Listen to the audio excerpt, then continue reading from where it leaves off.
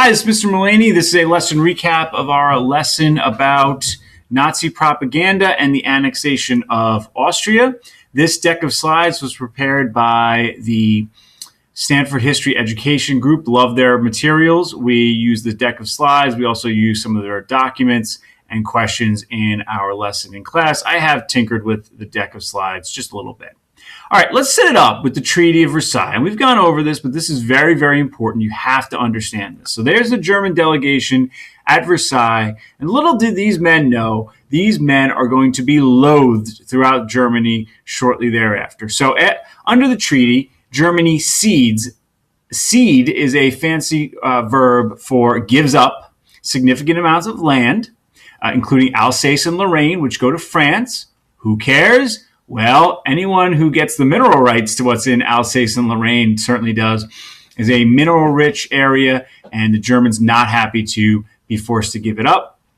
They have to pay billions of dollars in reparations to allied countries. I wonder if that'll affect their economy. We'll see in a minute.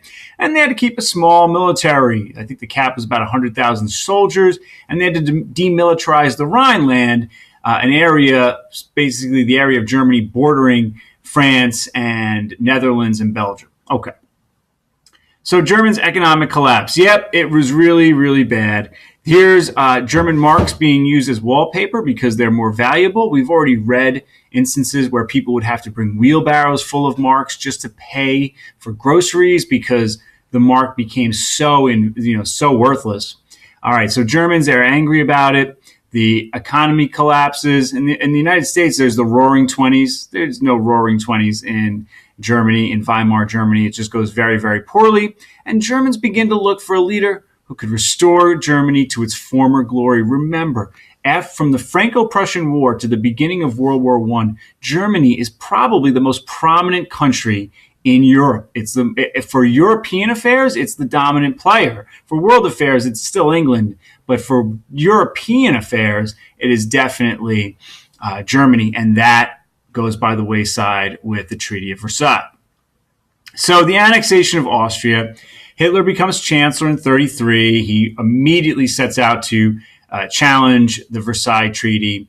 And he moves troops into Austria. You see it on the map here. So this is Germany. There's Austria. By the way, this is the Sudetenland. We've talked about that before with appeasement. But he first goes into Austria, and he wants to annex that country. Annex means join to your country and bring it under Nazi rule. So they hold a public vote. And at that public vote, you're handed a ballot. And this is what the ballot looked like. There's two circles, one for yes and one for no. Notice something about the size of the two circles. The yes is much bigger. Additionally, what's the biggest font in the whole ballot? Adolf Hitler. So this is really telling everyone, you're voting yes because that's what the Fuhrer, Adolf Hitler, wants you to do. That's what it's telling everybody. So the results, 98.9% of Germans and even a higher percent of Austrians vote for annexation. This is, statistically, this cannot happen. This is crazy. I use the comparison of in 1964, Lyndon Baines Johnson won re-election in a landslide. He was very popular. It was after the assassination of Kennedy.